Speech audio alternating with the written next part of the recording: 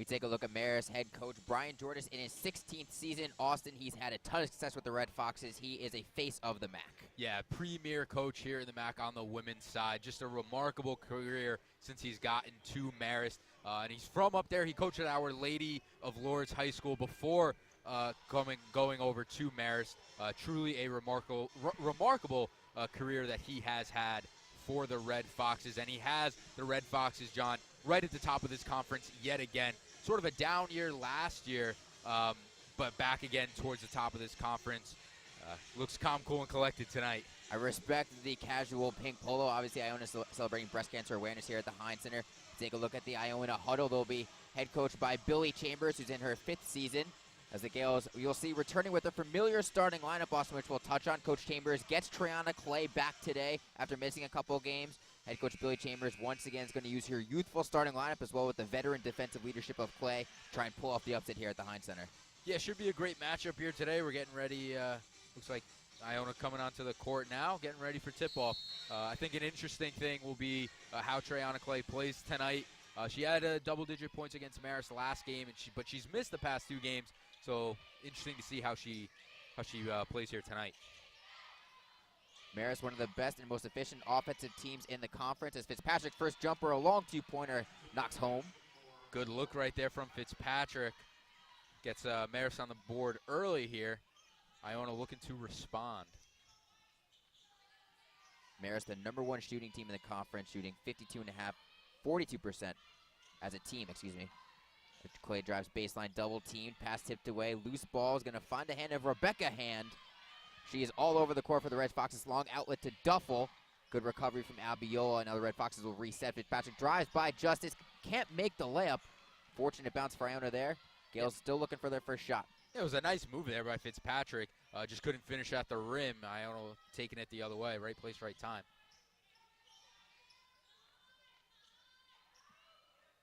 Abiola driving right side.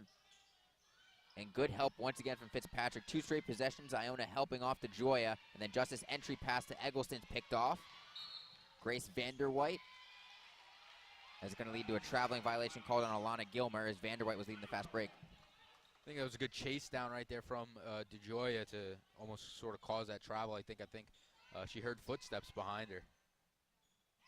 The first 2 possessions, Marist has helped off DeJoya. Obviously comfortable with her taking that outside shot. They'll give her the opportunity. We saw Toyosi try to drive there on that last possession as that ball is stolen by Gilmer. Taking it the other way. Once again, nothing happening in transition. However, Rebecca Hand will take her first 3-point shot. It doesn't rattle home. How about this? Marist enters the game only averaging 6 steals per game. They already have 3, and we're not even 2 minutes in. Yeah, we've seen some active hands right here from this defense. I think they're not trying to let Iona drive inside. I think last time these 2 teams played, we saw Toyosi drive a lot against this defense, and it looks like they're kind of packing that defense in a little bit. Eggleston sets the screen. Abiola take the step back 3-point shot. No good. Rebound comes down to Marist. Another long outlet. Hand has Fitzpatrick running right side. Can't connect on the bounce miss. It'll go back to Iona. We're seeing off these turnovers and missed shots. The Red Foxes want to run right away. Yeah, it looks like they're trying to get out in transition, play fast. And they've been doing that. They just haven't been able to finish at the hoop, and some errant passes have led to some turnovers as well. Toyosi just missed on that 3 on that last possession. That's why I think she's such a dynamic player. She can drive in with her athleticism, but her shooting ability from the outside has to be respected by opposing teams. Checking in for Iona at that last whistle was junior Alexis Lewis and senior Kristen Mahoney. Abiola drives baseline, triple team jump ball. Hand forces it. It's going to stay with Iona with 11 on the shot clock. Yeah, Alexis Lewis was held scoreless last game against Marist, but she's had 3 double-doubles in a row over her last 3 games. So looking for her to kind of step up. And you'll see this matchup, Fitzpatrick on Lewis. That was the matchup last time. Fitzpatrick usually defends the leading scorer on the teams that they play, as travel called on Justice. Shuffled her feet a bit before taking that 3-point shot. Yeah, just rushed a little bit. She was wide open. I don't really think she had to rush, but nevertheless, another turnover. Yeah, Lewis last time at Marist, 14 minutes, 0 for 3 from the floor, had 4 rebounds, 1 assist, 1 turnover. The only game she's been held scoreless in this year. As layup put up, no good for the Red Foxes once again. Both teams cold to start. Yeah, just the one basket thus far. See Marist slip back into a 2-3 zone here. Clay kick out, Justice swings it around Abiola. Now Lewis can create her own offense, puts up the contested jumper, a little bit short. Gilmer pulls down the rebound for Marist. Once again, they'll push. Vanderwijk going right into Justice. Great dish off. Foul's going to be called on Iona as Duffel went up. You saw Vanderwijk trying to push the tempo a little bit. They're attacking the hoop here. You see going full speed. Great little under the hand pass there to Duffel. Just couldn't finish at the rim. So she is at the line shooting 2. First free throw comes home. Duffel only a 52% free throw shooter on the year. A lot of motion in her free throw shot. Yeah, she knocks down both, gets the friendly roll there on the second. Iona still looking for their first points. 0 for 2 from the floor, have 4 turnovers here, just over 3 minutes in. See Marist switching their defense. They're back to a man. I like the ball movement thus far from Iona. They've been sharing the ball, trying to get open shots as Abiola pulls up. The Red Foxes respect Abiola as a three-point shooter, but I think they'll be happy with letting her take those ones from the Iona logo. Hand a good job not coming out, not giving her enough space where if Abiola decided to try and blow by her, she'd be able to recover. Yeah, that's exactly it, John. They don't want to get beat inside tonight, it seems. So they're going to let her shoot all day, and if, hopefully, if you're Iona, you want Abiola to knock those down, as well as Lewis, but they just haven't been able to thus far, almost 4 minutes into this one. Eggleston re-enters, replacing Justice. We were curious to see how Marist would come out today. Short rest. They just played the #1 team in the MAC. Duffel kicks it out. Gilmer, jab steps, long three-point shot is good over Triana Clay. 7-0 lead for Marist. Pretty stroke right there from Gilmer. But yeah, John, such a quick turnaround after such a high emotion, high intensity game on Sunday. But they've come out and they're playing fast. I think they're trying to, not let that game dictate how they play today. And they've been doing that so far today. Head coach Brian Georges and Marist as Lewis almost had an open three, instead free throw line jumper. Iona's on the board. Good shot fake right there from Alexis Lewis. Georges, after the game against Quinnipiac, was quoted as saying, "This was probably the best game in the MAC in a long, long time. We're just disappointed we came out on the wrong end." A double OT loss at home. Travel called on Rebecca Hand. Yeah, truly, it was a fantastic game, John. It was back and forth the whole way. I think there was over, I want to say, 20 lead changes in that game, back and forth, as I said. And it went down to the wire. Marist had a chance to win it in regulation, but just couldn't get that key offensive rebound. They were out-rebounded 21-9 in terms of offensive rebounds in that game. So we see Rebecca Hand misses. It'll stay with Marist. Checking in the first time, freshman Allie Best will replace Rebecca Hand. Yeah, Marist had a chance to close it out, but some key offensive rebounding from Jen Fay in the final moments with some free throws propelled the game into overtime. And head coach Trisha Fabry, her team showed composure on the road, eventually getting the win in 2 extra periods.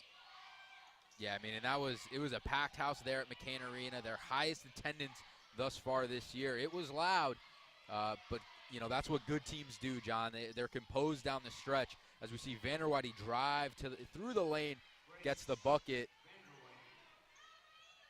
Marist back up to a 7-point lead. Yeah, the redshirt sophomore stands at 5'11", bit of a height advantage, and had a longer stride than Mahoney when she took her to the lane there. Yeah, she's been a catalyst for this Marist team. They've been 14-3 in games that she has started this year. She was a mid-year transfer last year, so had to sit out some time. But ever since being inserted into that starting lineup, the Foxes have responded well. As Lewis misses the 3, the rebound will go to Marist on the out of bounds. Ball went off Triana Clay. Early on, it's all Marist. 4:19 to go in the first quarter. The Gales trail the Red Foxes 9-2. So, Mr. Harris, we have your fingerprints on the safe, a photo of you opening the safe, a post using the hashtag #JustRobbedTheSafe. So, what are we supposed to think?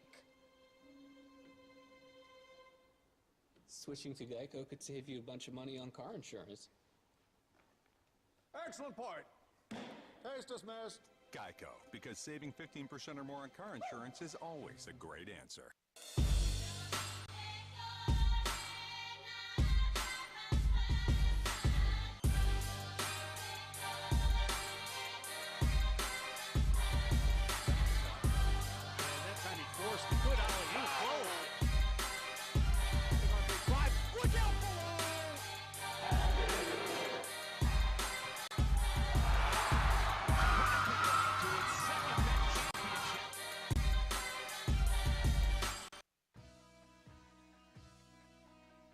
We are MAC-SAC. Student athletes from MAC schools meet 3 times a year to discuss NCAA legislation, share our school's best practices, and make a difference by volunteering in the community. At the MAC, our voices are heard. Though we compete against each other, we are united, working towards the common goal of enhancing the student-athlete experience. We are MAC-SAC.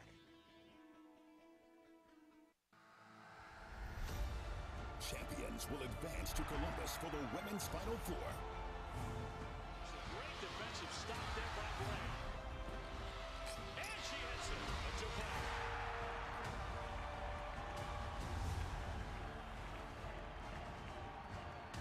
The 2018 NCAA Women's Basketball Albany Regional, March 24th and 26th. Be there. Visit ncaa.com/WBB tickets today. How do you move the world? Begin with an education that combines a life of the mind with a life of service. Add a campus whose proximity to New York City makes it a global gateway. Include more than 60 degree programs and countless internship opportunities. Mix in a brand new Institute for Entrepreneurship and top it off with over 80 clubs and a Division I sports program. So how do you move the world? Start at Iona College. Back inside the Heinz Athletic Center, Marist leading Iona early on, 9-2. You see Brian Georges there, a 7-time MAC Coach of the Year. He's so successful in the MAC Championship that Marist SID, Harrison Baker, has a section in his game notes where Brian Georges' record in MAC Championship games versus opponents. That's how often he's brought his team to the promised land up in Poughkeepsie. Yeah, I mean, again, as we touched on before, the premier coach in this MAC, in my opinion, and a run of 10 straight MAC championships and 11 total regular season titles. Really been one of the best coaches in this league for the past, almost 15 years now. At one point, Marist held a 27-game win streak against Iona. That was broken in head coach Billy Chambers' first year with the maroon and gold when D'Amica Martinez hit a buzzer beater from the free throw line for the Gales win. The Red Foxes have owned the MAC for a long time, and then Quinnipiac entered, and Coach Fabry had something to say about it, as Eggleston, good runner from the right side, gets Iona within 5. Good job right there from Iona to come out of the break and get some points on the board. Showing a little bit of pressure here to start right now. And DeJoy is going to be called for a hand check. She was pressuring Allie Best. 2 rookie point guards going up against each other. You see Eggleston there, driving right side, good screen set by Clay. Eggleston coming off a game where last time she faced Marist, it was her first career double-double. Yeah, look for her to have a big game again tonight. She got things going for herself right there. She was the main reason Iona was in the game in the first half, with Lewis not being able to do much in the contest. Finished with 13 points, 12 rebounds. Fitzpatrick driving. Clay gets there. No foul call. They're going to say a block. Clay was in the circle. There's going to be free throws for Fitzpatrick. See here, quick jab step there. No fear driving to the lane. Got the foul called at the line, shooting 2. Fitzpatrick is 63% free throw shooter, short on the first. A junior forward, sitting at 5'11". Arguably the best one-on-one defender for the Red Foxes. Knocks down the second. Right now, Red Foxes 2 of 4 from the free throw line, and that's one thing that plagued them on Sunday against Quinnipiac. They shot just 18 of 29 from the free throw line. They left 11 points on the board in a game that was decided by 6 points. I don't think Coach Georges was too happy with that performance there from the free throw line, and 2 of 4 to start here tonight. Trying to work it down low. Once again, it's a steal for the Red Foxes. Hand with her eyes forward, feeds Gilmer. Eggleston trying to stop ball. Gilmore take the contested jumper. Eggleston's going to be called for the foul, and once again, Marist will head to the free throw line. Good steal there for Marist. And again, they're, as we've seen, John, moving at a fast pace to start this game. Gilmore at the line shooting 2. 5 steals for the Red Foxes in the opening 7 minutes.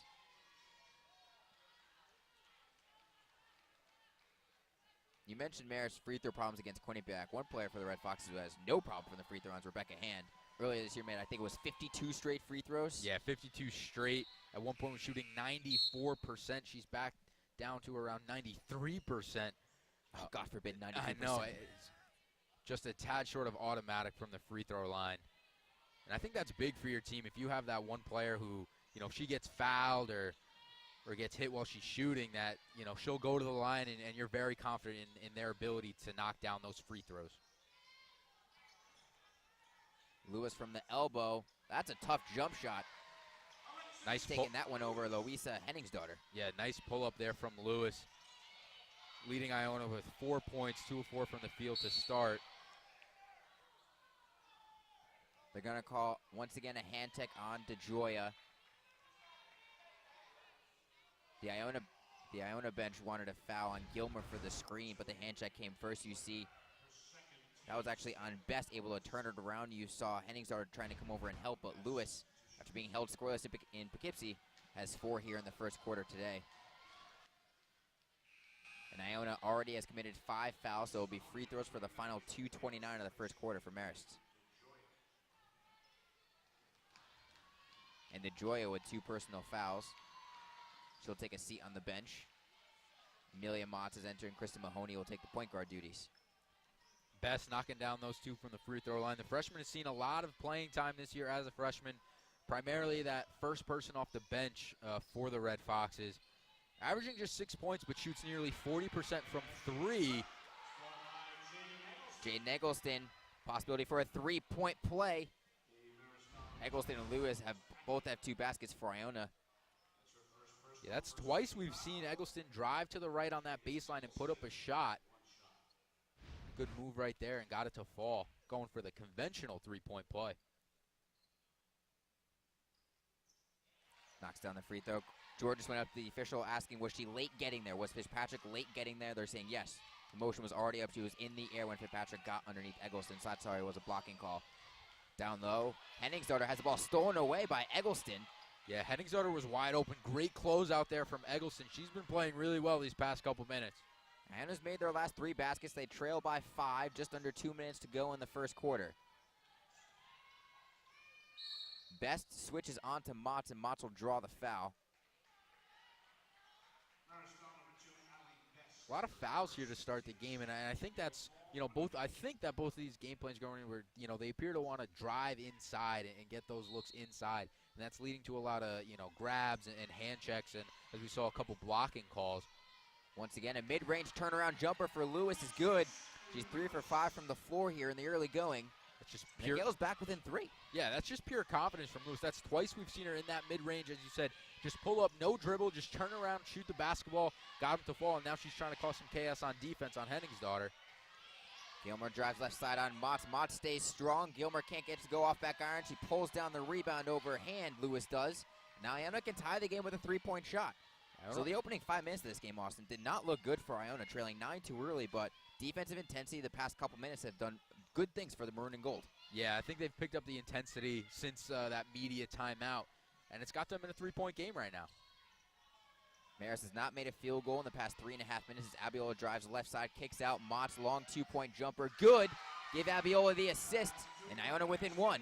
Yeah, great job finding the open player right there. Was Abiola, and Motts, to her credit, knocking down that open shot. She's been playing some decent minutes these past 2 games, having 6 points and 6 rebounds in each of those contests, as we see Hand with almost a hook shot of sorts to get Marist back. The Red Foxes' leading scorer quiets the Iona crowd. Now Eggleston top of the key. She's got 4 early points, hands it off to Motts. Iona's 5 of 5 on their last field goals. Looking to keep that going on this possession. 10 on the shot clock. Eggleston almost has swiped away by Best. Instead, Lewis gets a loose ball, kicks it out. Mahoney jab step, kick out. Motts with 4 on the shot clock, takes a step back, 2-pointer, no good off back iron. Best with the rebound for Marist. They have 10 seconds to score here before the end of the first quarter. Finding Gilmer inside. Eggleston, oh, good defense, but Gilmer, better shot. And the Red Foxes will end the first quarter with a 5-point lead. Iona shows a quick flurry, but the Marist Red Foxes answer quickly. After 10 minutes, it's Marist 18, Iona 13.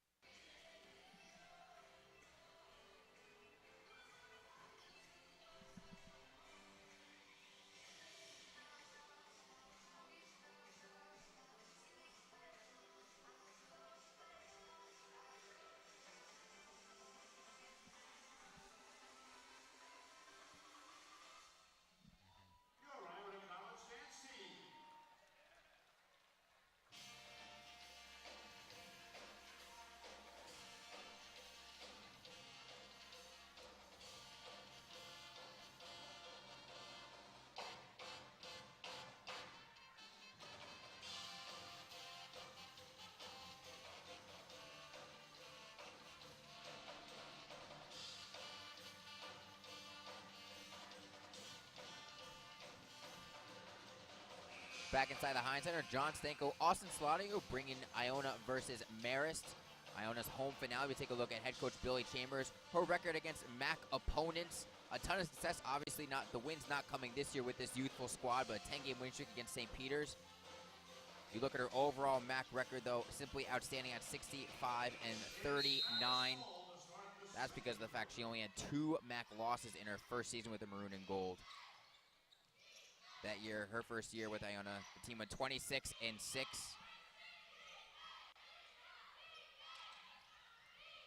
And then went 18 and 2 in conference play. Now Hand drives into the middle. Mott and Eggleston combine. Hand gets her own offensive rebound, but Eggleston will now gather it for Iona. Yeah, good defense right there from the Gales. Leads to them getting the ball back and taking it the other way. Now, Austin, we saw during the timeout, we saw Coach Chambers talking with Abiola one-on-one on the sideline. What do you think Coach Chambers was talking to Abiola about? I think maybe just to calm her down a little bit as Alexis Lewis knocks down the 3. He was playing a little antsy there to start the game. Looking to calm her down and maybe refocus the freshman a little bit here. What you like to see, though, is 2 assists for Abiola. Maybe she's not getting the scoring opportunities, but she's able to distribute when she drives. Had that one nice kick out to Motts for the long 2-point shot. Yeah, she's been sharing the ball, and even at the start of the first quarter, I didn't think she was getting such bad looks. Just couldn't get them to fall down. Now with 5 on the shot clock, Bess has to create, tries the handoff to Hand. Motts gets her hand on the ball, and it's Iona possession once again. Chance to tie the game here for Iona or take the lead as we see Alana Gilmer going back to check in. Been very impressed with the way Iona has been moving the ball tonight. A lot of movement away from the ball, and it's been leading to some shots. Clay looking to drive baseline, can't get a good look. Now Lewis has it. See that matchup, just 1 second left on the shot clock.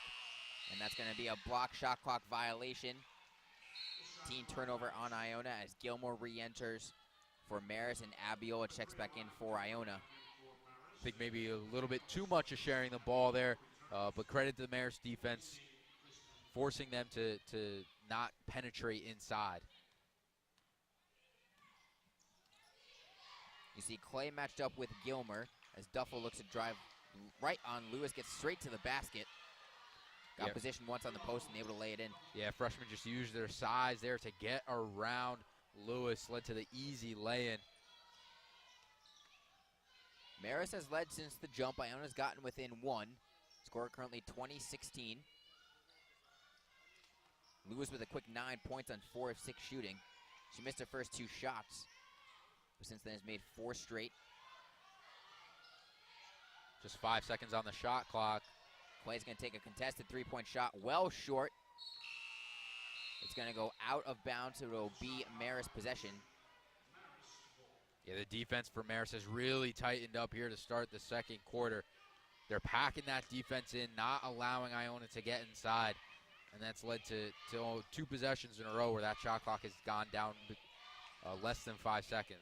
Well, we saw in Poughkeepsie, the Marist Red Fox were able to go on a series of incredibly long runs, a 13-2 run, a 14-0 run as Gilmer, wow, that's an acrobatic shot over Clay.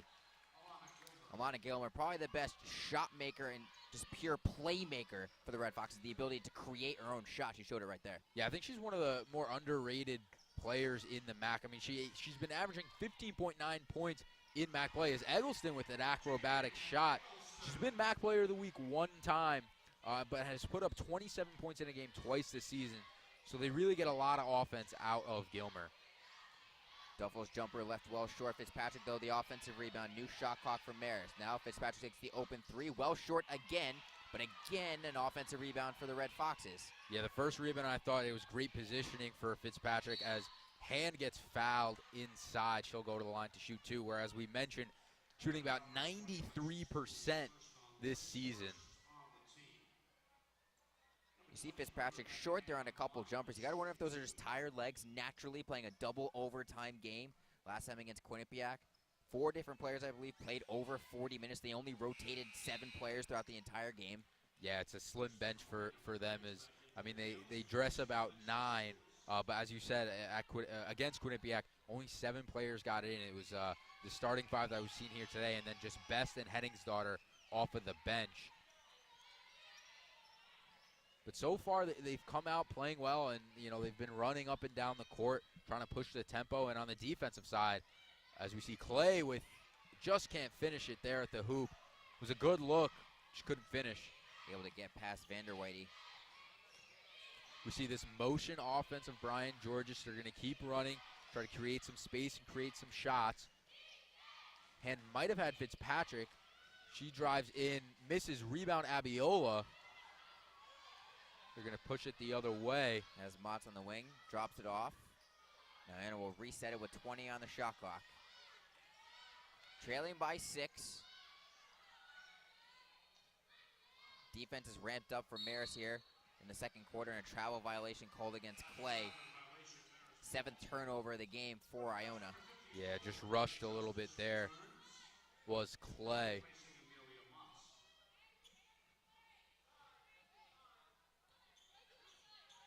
Only 4 points off of those 7 turnovers there for Marist. Haven't been able to cash in on those turnovers just yet. Gilmer once again being guarded by Clay. Just a great physical matchup here. Clay gets around the screen. Gilmer drives and gets a shot over Justice. And Eggleston pulls down the rebound. Good help defense there from Justice. Yeah, between Gilmer and Clay on this end, and on the other end, Fitzpatrick on Lewis. There's just 2 great veteran matchups. Obviously, Gilmer, the red shirt sophomore. She started her career out at Virginia Tech.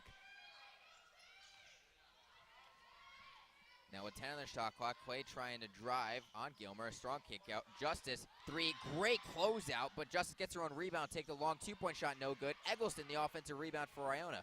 Though, how about that closeout from Duffel? Came from out of nowhere. Yeah, great block there from Duffel. The freshman's been playing big minutes for the Red Foxes. She has started 22 of 28 games, and every single game in MAC play, as we see the feed there from Clay to Eggleston.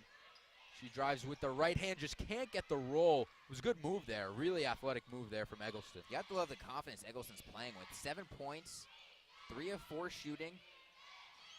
And I think that comes from how she performed against the Red Foxes last time. It was her first career double-double. She was coming out very confident tonight. As Vanderwhite with the 3 misses. Mahoney grabs the rebound. She'll slow it down.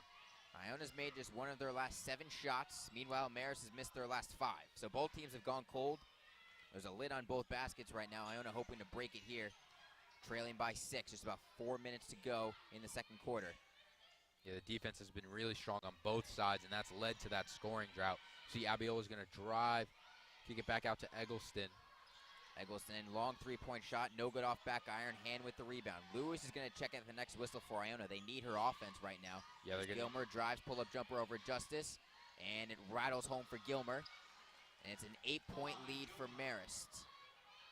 Yeah, great job there by Gilmer to end that drought. She does a lot of those mid-range sort of pull-up jumpers. The way she shoots, her arm is a little bit higher than most shooters. I think that allows her to shoot over a lot of players.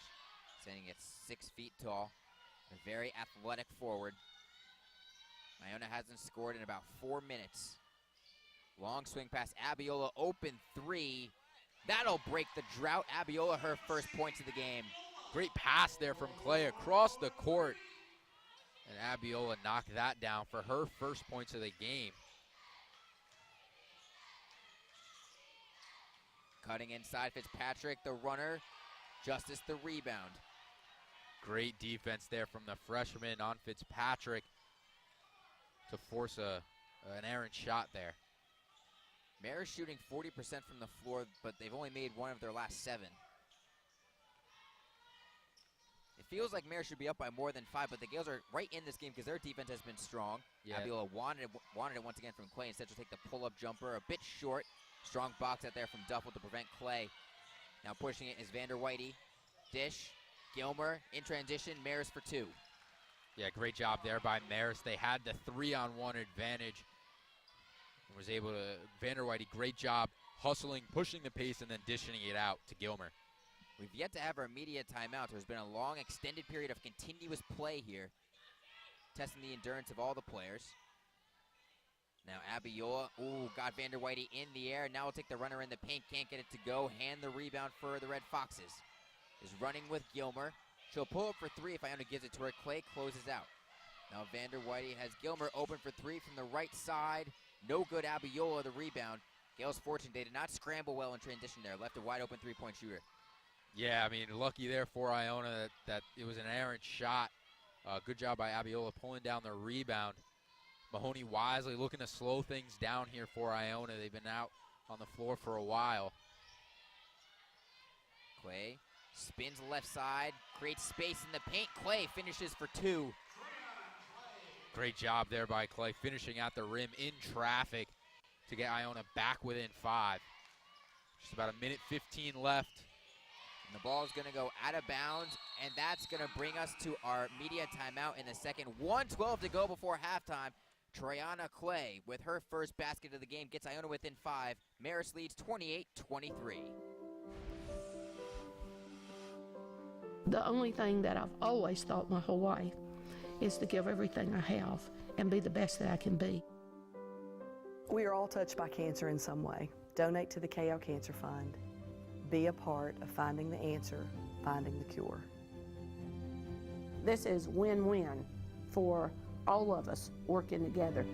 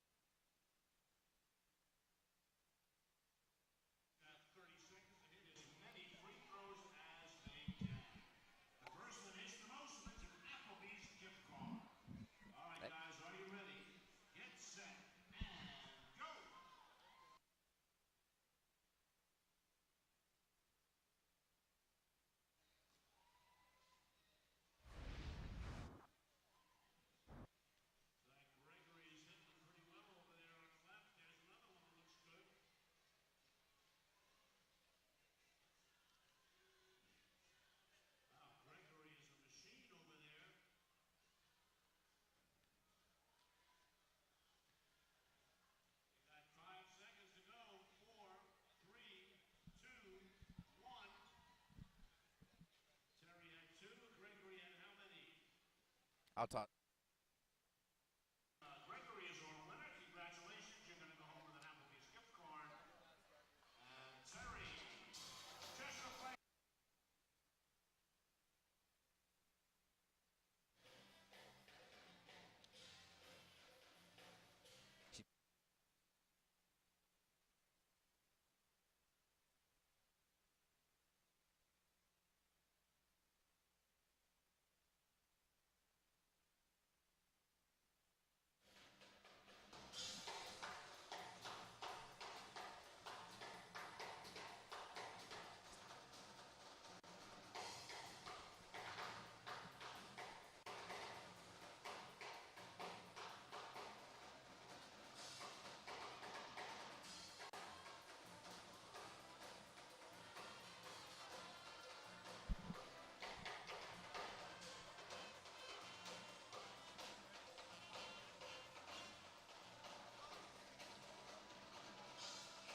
Each team has scored 10 points in the second quarter. Marist leads Iona by 5, 28-23, and they're doing it this in large part to Gilmer's play. Yeah, the redshirt sophomore out of Northeastern Mass, as I said, transferred from Virginia Tech, leading all scorers with 13 points thus far. She can do it inside, she can do it outside. She only had 14 points against Iona last time, already at 13. And she's coming off a really complete performance against Quinnipiac. 13 points, 8 rebounds, 5 assists. She's been a big addition to this Red Fox squad this season. Now, she's only been held in single digits once during conference play. That was when she scored 6 points at Monmouth. But she played 47 minutes against Quinnipiac, scored 13 points, pulled down 8 rebounds. But a minute to go before intermission. This is right where the score was at, a 5-point differential at halftime in Poughkeepsie back on February 1st. Now Triana Clay, contested 3-point shot from Motts, no good. The rebound comes down to Vander Whitey. You see Motts immediately retreating to prevent the transition opportunity. Handlik's pull-up jumper and still knocks it down over Motts. Yeah, Gales are getting beaten right now in transition. That's led to this 7-point lead for the Red Foxes, as that one is taken away by Marist. See, Gilmer's gonna drive, easy lay-in.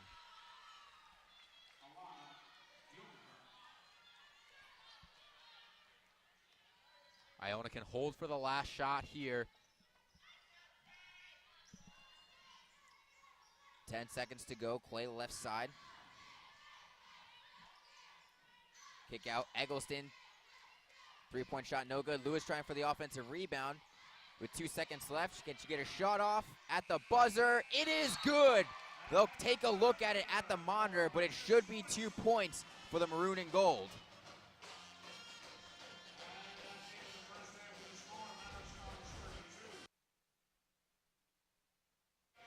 You see,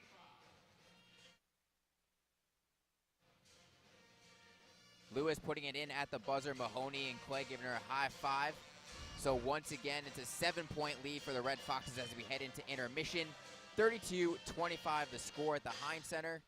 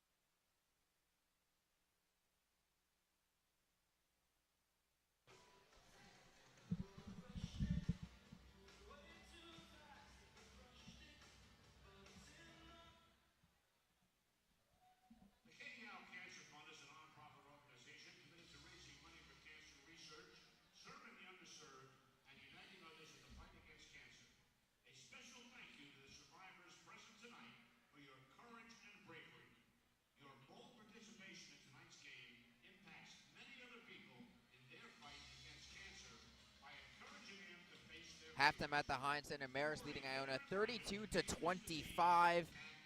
We take a look at the past MAC Players of the Week named yesterday. We begin with Iona, the MAC Rookie of the Week for the 9th time this year. She averaged 12.5 points, 3.5 rebounds, and 2.5 assists against games versus St. Peter's and Manhattan. She's had 4 20-point games this season, and she played her 4th 40-minute game of the year last time out against the Jaspers.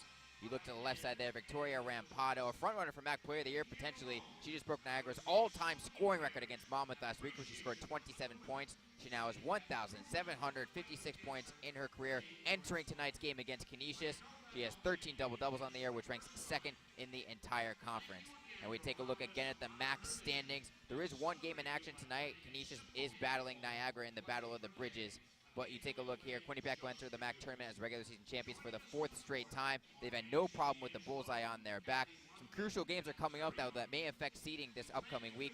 Canisius is going up to Siena on Friday, February 23rd. You see Canisius fighting to move up and possibly get in that top 5 if they win out. And then you have Ryder traveling to Manhattan on the 25th. That game, they are right neck and neck each other in that logjam right in the middle. Iona is most likely to finish 10th in the conference, and they may face Marist in the second round of the MAC tournament if the Gales can pick up that first win in Albany. We'll be back with halftime stats and analysis right after this on ESPN3. The Marist Red Fox leading Iona at the break by 7.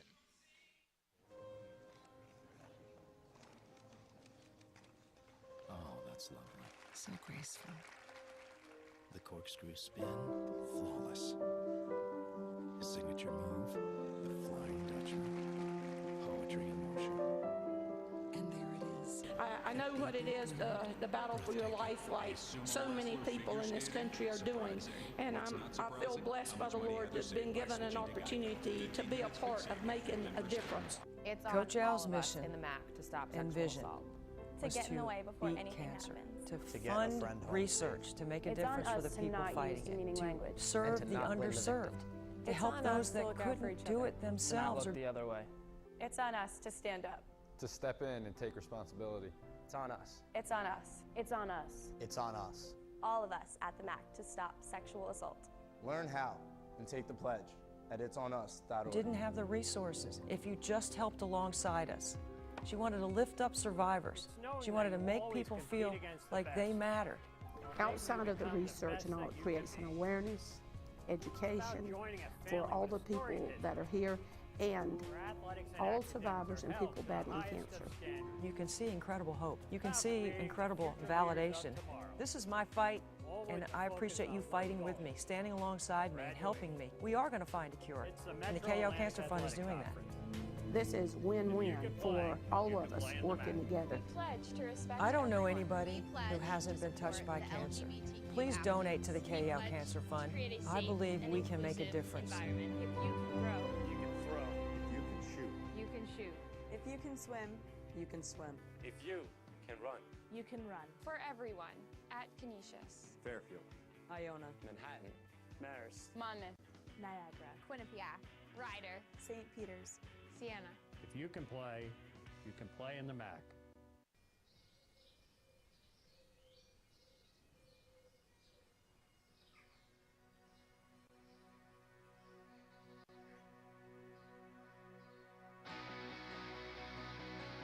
We see the world differently.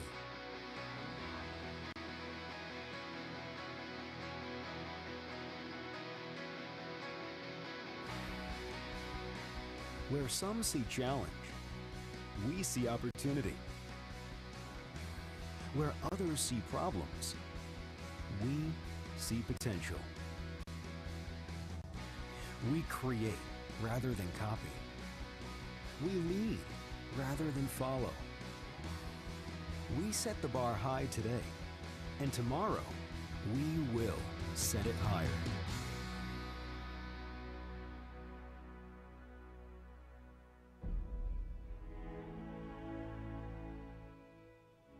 We are called to better the world, to feed the hungry, to speak for the voiceless, to give to the poor in handfuls. We are called to partner a life of the mind with a life of service. We learn. We serve. We lead. We stand up, step forward, and fight the good fight. Together. Every single day. We are a global gateway, a classroom and laboratory, retreat and home, where scholars, mentors, researchers, and professors are called to use the lessons of the past and a vision for the future to prepare tomorrow's leaders, dreamers, and visionaries. We are a family. We are empowered. We are a gale force that works together to lift up humanity, break down barriers, and move the world.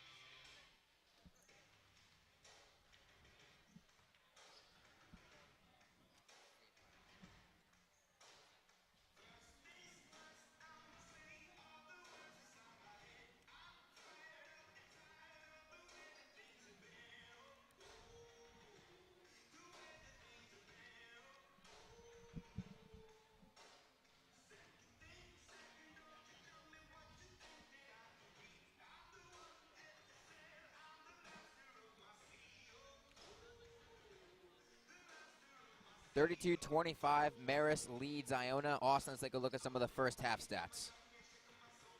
Yeah, pretty fairly even game right now. Field goal percentage is fairly close. Rebounding game, I thought that was going to be an interesting matchup. Very close, as well as assists. Both teams sharing the ball. Both teams not really shooting well from three. Only one three-pointer for Marist and two for Iona. But Iona is getting beat in the paint, 14-6 in that category.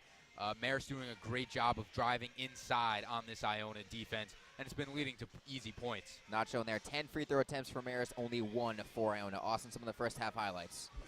Yeah, it was an exciting first half. We see Rebecca Hand here starting again. 2 of 6 shooting, just a quiet 6 points for her. This was Grace Vanderweide's only points of the half. Did a great job of pushing the tempo for Marist, and the leading scorer for the Red Foxes, Alana Gilmer. She is shooting 6 of 9 in the first half. Already more points than what she had last semester. And we see Jaden Eggleston had 7 points for the Gales on 3 of 6 shooting. She's done a great job getting to that baseline and putting up those tough shots. Drew the foul there. And it was Alexis Lewis who led for the Gales at the buzzer, 11 points, 5 of 7 shooting for the junior. We'll be back with the second half after this. Iona looking to complete the comeback, trailing by 7.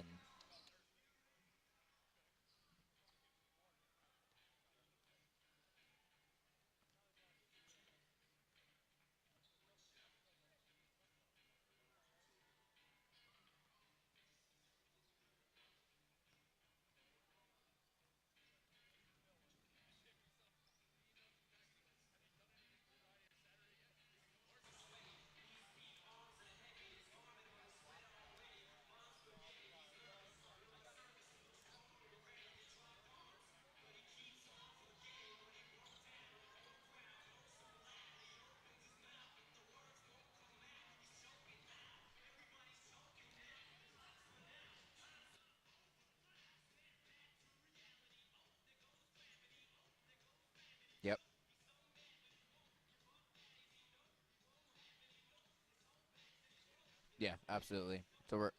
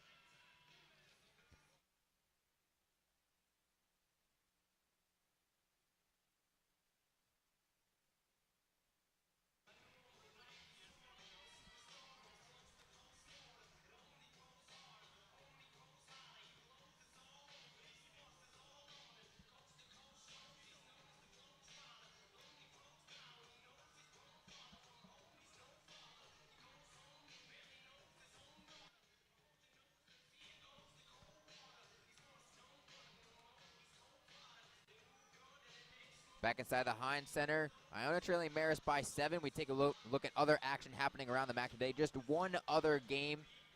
Canisius trailing Niagara by 2 at the break. But first, we see the upcoming schedule here for Iona. They're at Fairfield to close out the season on February 25th in the regular season finale before heading up to the MAC Championship, where they'll be the 10 seed. I quickly mentioned at halftime, didn't get to finish my point, Austin, that these two teams may be matching up in Albany if the bracket goes and Iona's able to pull off an upset in the first round. Yeah, it's exactly. Iona pretty much locked into that 10 seed, as you mentioned. They would have to lose out. St. Peter's would have to win out for that to change. And the Marist, they're locked into that 2 seed, so it would be a 7-10 matchup in the first round next Thursday up at the Times Union Center. And if Iona was able to win that game, they'd go on to face Marist. We take a look at the Marist upcoming schedule. They'll conclude it at home this upcoming Wednesday on ESPN3 against Niagara before taking on the MAC Championship, where they'll have aspirations of reclaiming that MAC crown, that MAC trophy, that MAC net. They want to get back to the NCAA tournament and mirror what Quinnipiac did last year. We'll check in with the other game in action, Canisius and Niagara, later on in the second half. It's a close game, a 2-point game at halftime. As we're underway here in the second half, Austin, Iona needs to make sure they don't fall into the same trap here today that they fell into in Poughkeepsie. Yeah, so an important first couple minutes for the Gales. The Marist opened on a 13-2 run last time up in Poughkeepsie, and that kind of really made the game out of distance as Lewis misses the 3, but gets her own rebound, and then it's poked out. She gets fouled. You saw another long swing pass from Triana Clay. She did a couple of times in the first half. Able to get Lewis for a good look, and then Eggleston, who was pesky in the first half, a very quiet, confident player, able to tip it out, and will get a foul and retain possession. Yeah, we've seen a couple of these passes tonight from Clay. I believe we saw one to Abiola in the first half. She dishes it right back to Clay. Was Eggleston. It was interesting to see how she responds. She missed the past 2 games, playing well during this game.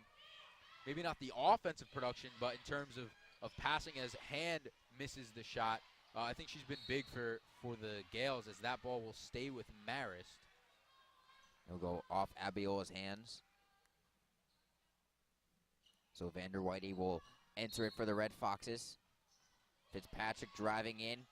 Poked away by Lewis. Give her credit for the steal. Now Mahoney, eyes forward, crosses it across the timeline. But Iona will set up their offense slowly, looking to get the first basket in the second half. Great poke out there by Lewis, and I think it was important. Marist went on a little bit of a run as Abiola shoots the 3, misses, rebound Duffel, but Lewis will fight for it, but it'll go to Marist. Marist 16-5 when leading at the half. That's 16-17 win, so they definitely play a little bit more comfortable when they have a lead going into the third quarter, which they have here tonight. Driving all the way in, and the long kick out to Fitzpatrick. Tries jab step on Eggleston, can't create space. Clay comes out to help. Gilmer, once again, pull up mid-range jumper. She is absolutely money from that range. Yeah, again, as I said before, the way she shoots that ball, her hands are high. She's able to get height on her jump. And that leads to some easy scores. 7 of 10 shooting tonight for the redshirt sophomore. 17 points on 7 of 10 shooting. Iona still moving the ball pretty well here tonight, but great closeouts by Marist as they'll come away with, it'll be a jump ball. Possession will go to the Red Foxes. You saw Rebecca Hand anticipate the handoff there, got in front of Abiola, who was looking to make the quick curl, forces another turnover. Yeah, it was a great job there by both Vander Whitey and Hand to create some chaos there and force a turnover. Though Lewis with her second straight steal, she's in transition, and Vander Whitey commits the foul.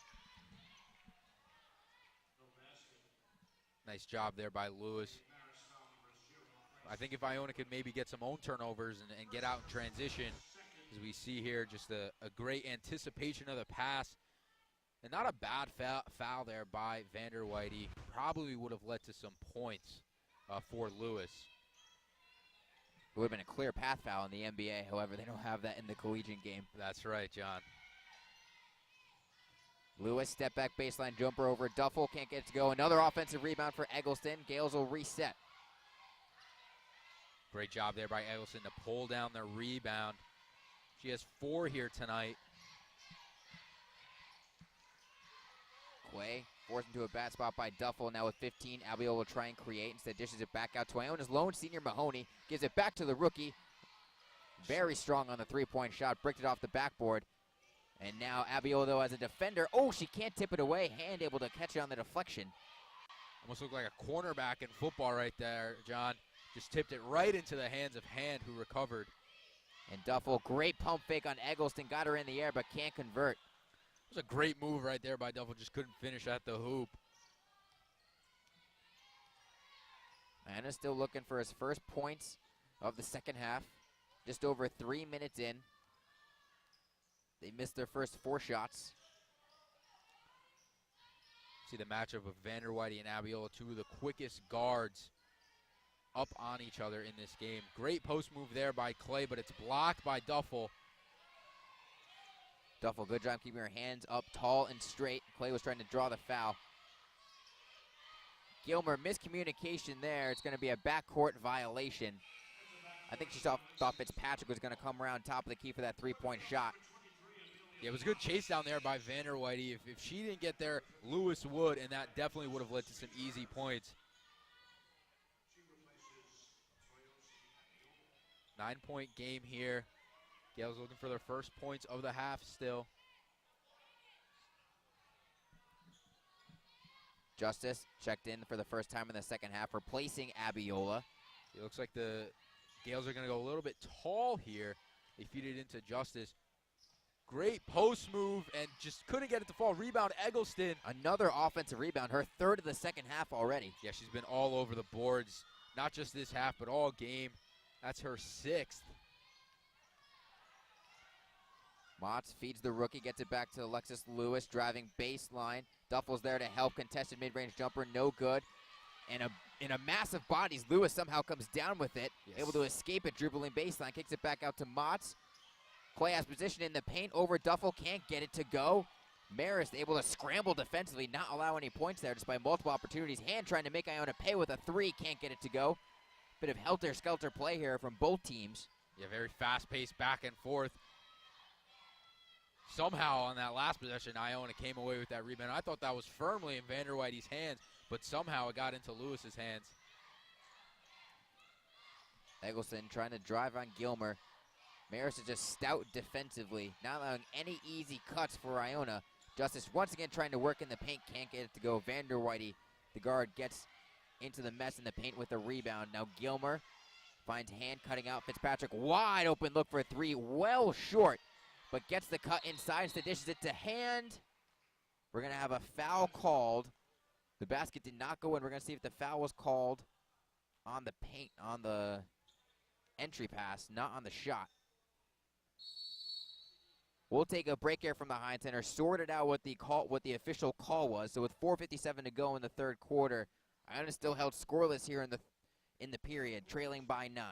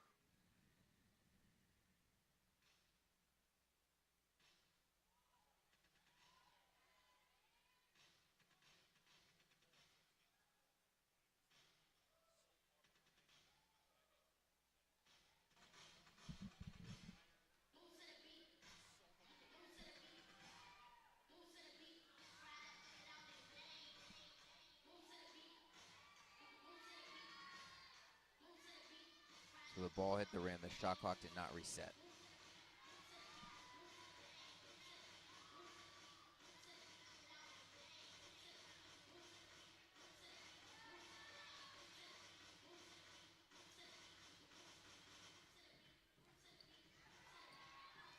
Okay.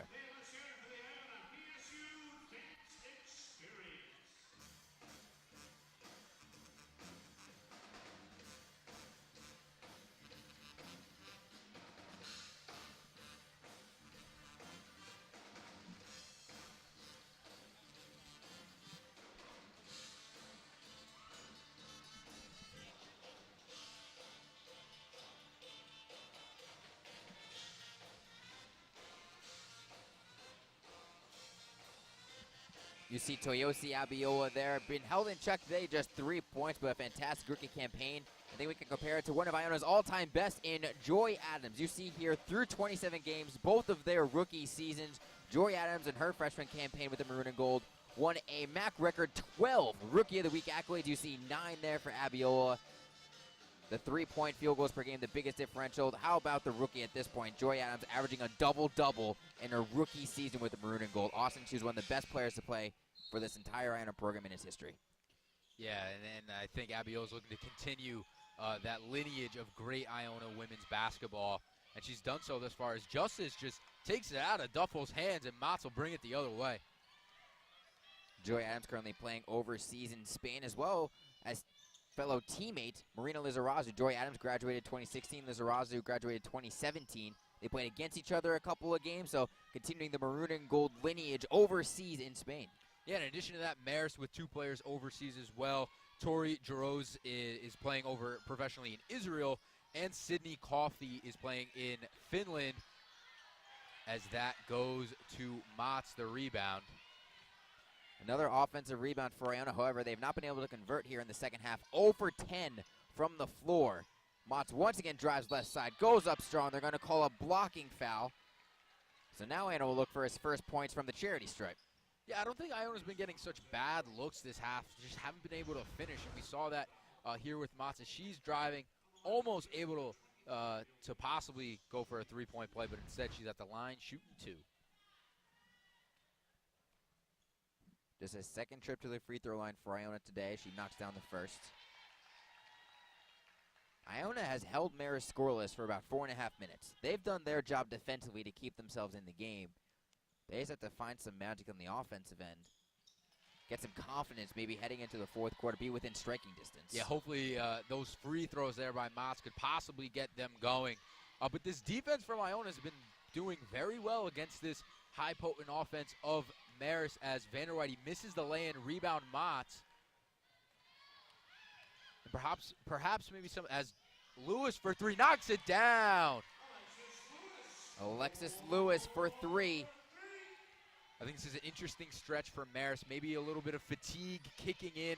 Again, as you said earlier, 4 different players who played over 40 minutes just 2 days ago, including Maura Fitzpatrick, who played 50 minutes. She played the entire game on Sunday. I mean, they've been rushing a little bit here, and that's going to be a foul. Eggleston and Justice were both there. They're going to call it on Eggleston. That's going to be her second. And you see Georges looking to give one of his players a little bit of rest here. Lovisa Henningsdottir is at the scores table ready to check in after this shot, which is made by Rebecca Hand. She'll come in for freshman Willow Duffel. Lewis has 14 points to lead the scoring for Iona. Gilmer with 17 for the Red Foxes. Hand knocks down the second. Abiola will re-enter the game. Just 3 points on 1 of 7 shooting thus far. I think after she torched the Red Foxes up at McCann Arena, Coach Georges was like, we're not going to let the rookie take us again. Yeah, and they've succeeded in that so far. I mean, I think last game the game plan was not to let Lewis beat them. And so far, I guess the game plan coming in today was not to let Abiola beat them. But Iona within striking distance, only down 6. If they can get Abiola going, this could be a brand new game. It's been a grinder thus far. Neither team playing too hot offensively as Abiola feeds it to Motts, and her pull-up jumper is no good. Gilmer able to box out Eggleston. Iona shooting just 32% from the floor. Marist shooting 39%. Gilmer knocks it down again, 8 of 11. She's up to 19 points. Excuse me, 17 points, 7 of 10 shooting. No, excuse me, 19 points, 8 of 11 shooting. My apologies there. But she's been getting it done for the Red Foxes. Abiola trying to post up on Best down low. I haven't seen that too often. Now she has it on the right wing. I think this is an interesting matchup. Last time out, she was able to beat Best going inside a lot just due to her quickness. That'll be another shot clock violation on Iona. Third of the game that Marist has forced. And Marist looking to get this out to a double-digit lead with just about 2:20 left here in the third quarter. Its largest lead has been 9. Fitzpatrick drives baseline. Mott's there for the double team. Great closeout. Best for 3. No good. Eggleston pulls it down. Marist only 1 of 8 from long range. They shoot 32% from beyond the arc as a team entering today that ranks 3rd in the conference, but Iona's been a good job shutting down the perimeter. Lewis, long 2-point shot, left short. Rebecca Hand with the rebound. Marist still playing fast, trying to get out in transition.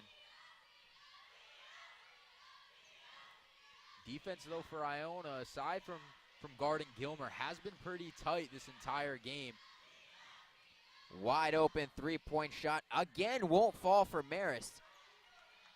Iona's getting fortunate because Hand and Fitzpatrick have had wide open looks from that left side corner. They just haven't been able to knock him down. Yeah, an uncharacteristic 2 of 9 shooting for Rebecca Hand, including 0 for 3 from 3 as there's a foul on Clay.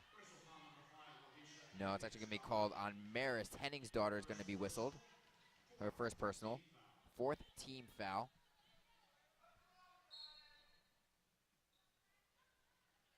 Lewis to inbound.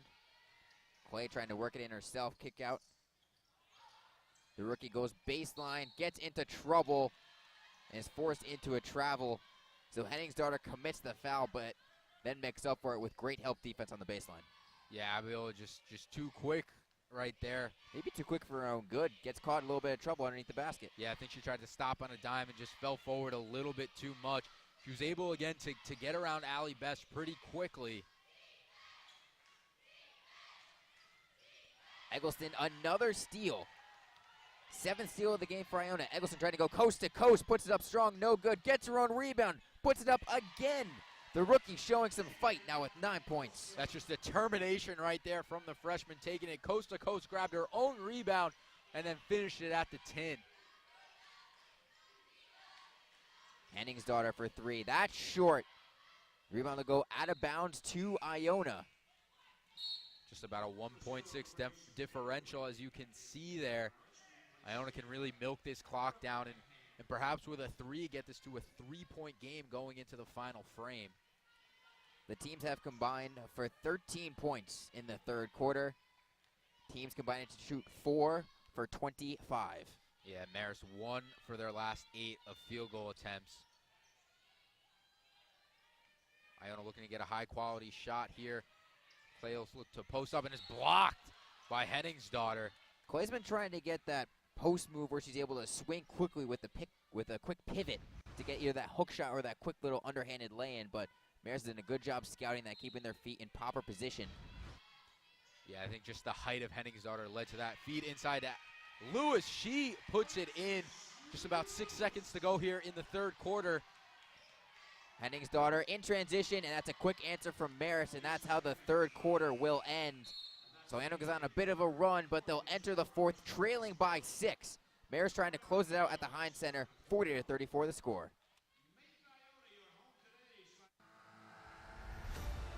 Champions will advance to Columbus for the Women's Final Four. Great defensive stop there by Gray. And she hits it. A Japan.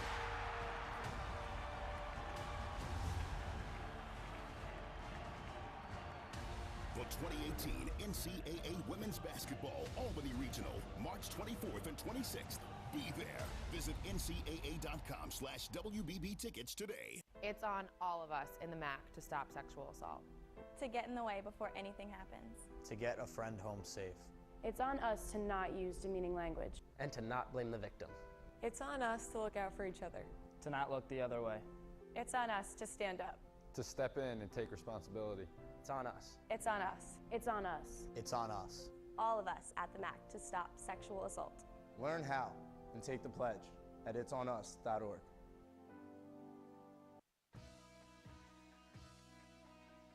We are MAC-SAC.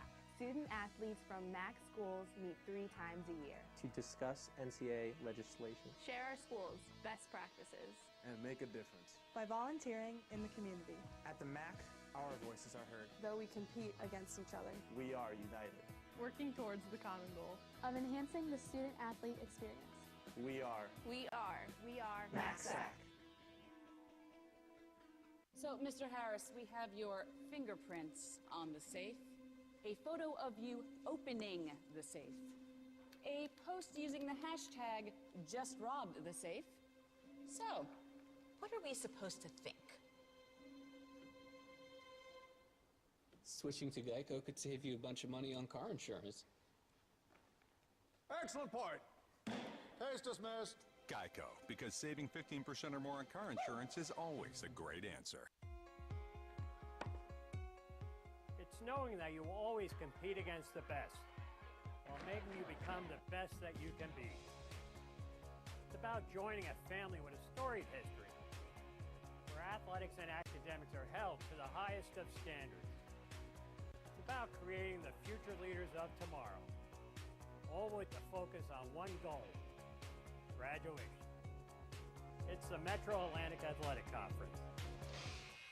Getting set to begin the fourth quarter. Iona trailing by 6. You see Lewis and Clay there. Austin, they showed some fantastic communication at the end of that third quarter. Yeah, great feed there by Lewis, and just the mental communication between these two. The two veterans on this team, they've been playing with each other the past 3 years. Got it done right there for an easy lay-in for Lewis. She leads all Gales with 16 points, 7 of 13 shooting. Iona will begin the fourth with Motts, Abiola, Eggleston, Clay, and Lewis. Eggleston nearing another double-double, 9 points, 9 rebounds. Lewis tries to open the scoring with a 3. It's short, and Duffel pulls down the rebound for Marist. That would have been a big shot right there for the Gales. Instead, it's Marist coming the other way. Best working on Eggleston's.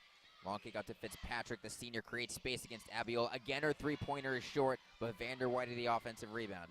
Yeah, right place, right time yet again for Vander Whitey. Her 6th rebound of the game. As a guard, I think that's a pretty high number for her. She's been all over the court for the Red Foxes. Duffel, kick out, Vander Whitey. Notice Rebecca Hand not on the floor to begin the fourth quarter as a three-point shot well off, and Lewis pulls down the rebound for Iona. Good opportunity for the Gales to cut this lead. Only down 6. They're definitely within striking distance, but they got to stay in it here. Abiola trying to feed Motts inside. Clay gets it to her. Motts goes to work off the backboard. Can't get it to go. Tries to tip out the rebound. Loose ball, and it's going to get into the hands of Iona. Iona is showing grit. They're only down 6. It's been an ugly game. It's been a game Iona likes. They're scrappy. They're trying to stay in it. Yeah, I mean, I think it's been done on the boards. They're out rebounding Marist, though it's slim, 28-25. They're still getting it done, and that's and one for Amelia Motts. Amelia Motts working with Triana Clay. Motts has started the past 2 games in Clay's absence, and she's seeing extended minutes here. Showing her straight down low, going up strong on Rebecca Hand, who had checked in at the last whistle. Yeah, and you see Alana Gilmer coming back in, subbing in for Allie Best. I think Brian Georges wants a little bit more height down low. Iona's been able to get in there so far this second half. Can't make the free throw, so it stays a 4-point game, 8.5 minutes to go. Iona is in this game despite shooting only 20% in the second half. As Iona almost forces a turnover. They're going to call a body foul on Motts.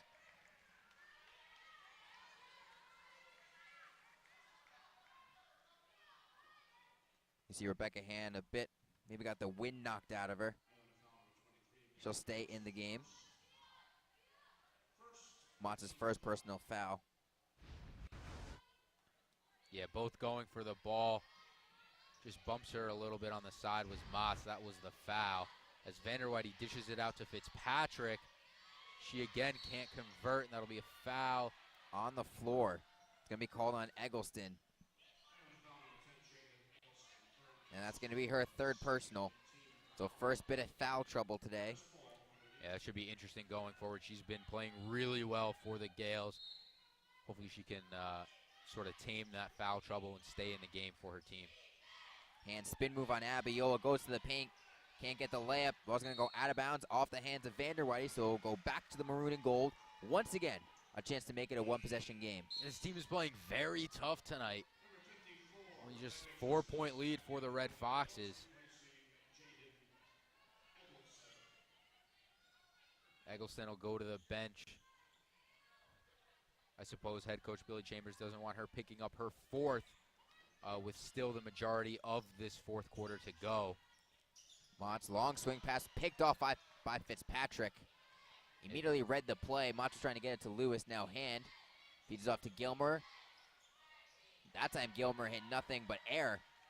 And Lewis able to pull down her 7th rebound. Yeah, just a little bit short there from Gilmer.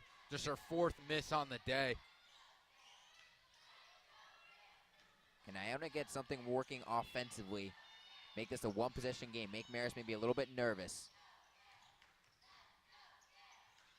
Lewis turnaround jumper over Fitzpatrick. No good. Vanderwide the rebound. Not a bad look there from Lewis. Just had nobody to pass it to. Figured, hey, why not shoot? Just a little bit long. Hand drives into traffic. Great drop-off. And Gilmer ends the scoring job for the Red Foxes. Friendly roll right there for Gilmer. She eclipses the 20-point mark. She has 21 here tonight. This is not the first rock fight between these two in the past couple years. Last year in Poughkeepsie, Iona won a game 48-37. Yeah, that defense of both teams showing maybe some glimpses of that game here tonight in New Rochelle. You see 4 on the shot clock. Moss has to create, and she's going to be called for the travel.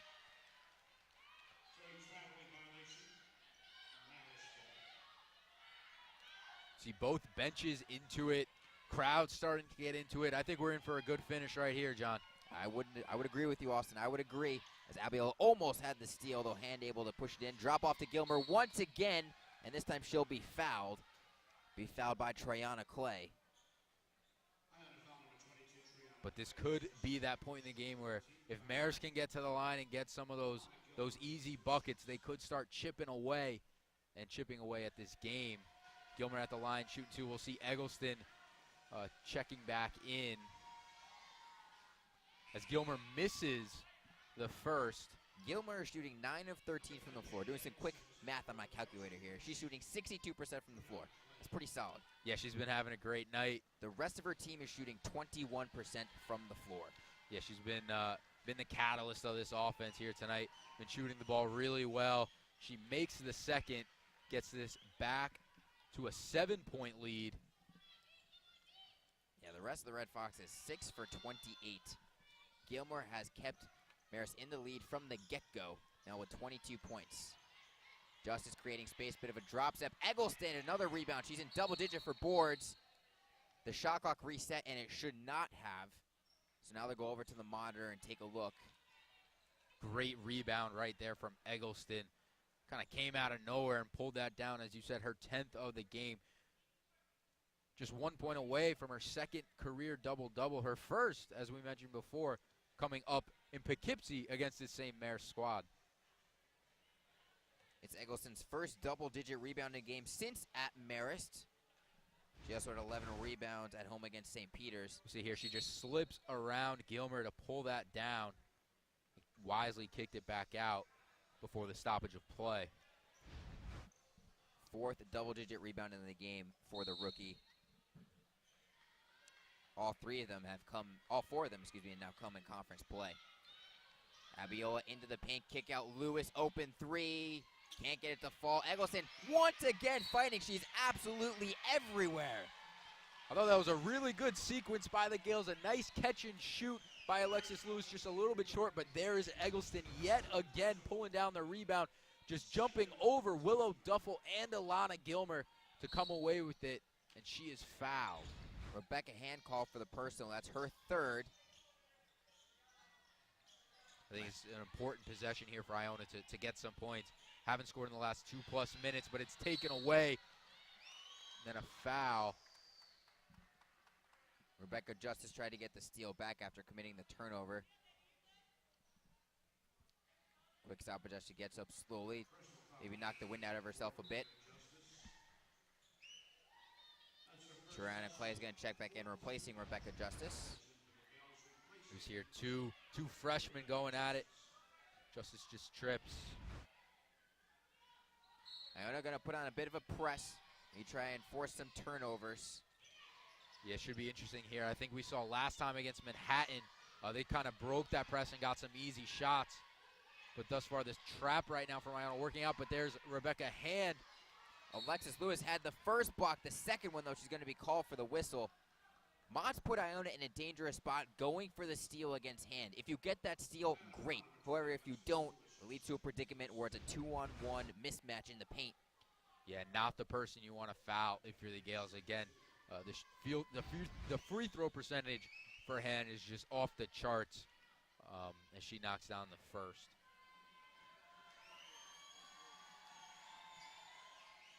Gets the friendly roll on the second. Gets Six this for back six now. Yep. Yeah, gets back to a 9-point lead. Big possession here for the Gales. Ties the largest lead of the game for Marist. Drop off to Motts. Eggleston with the assist. See, and that's what happens when you have a big game like Eggleston. The defense is going to draw into her, and it leaves Motts open. But a great pass there from Eggleston to cut this lead back to 7. She's been absolutely incredible, though. Hand a wide open lane. However, she just bricked the layup. Hit the bottom of the backboard. Motts pushing Eggleston. Baseline jumper. Can't hold on to the pass. Amelia Mott's been playing some big minutes here for the Gales. Playing just 19 minutes, but very quality, as we see right here on the basket. Great dish there by Eggleston, and Motts with the finish over Hand to get it back to a 7-point lead for the Red Foxes. You saw Eggleston there. She drew 3 different defenders with her. Mott's the beneficiary. Foul's going to be called, I believe, on Abiola. And that'll send us to an official break. So with 4:51 to go in regulation, we have a tight one here at the Heinz Center once again. Marist leading Iona 45-38.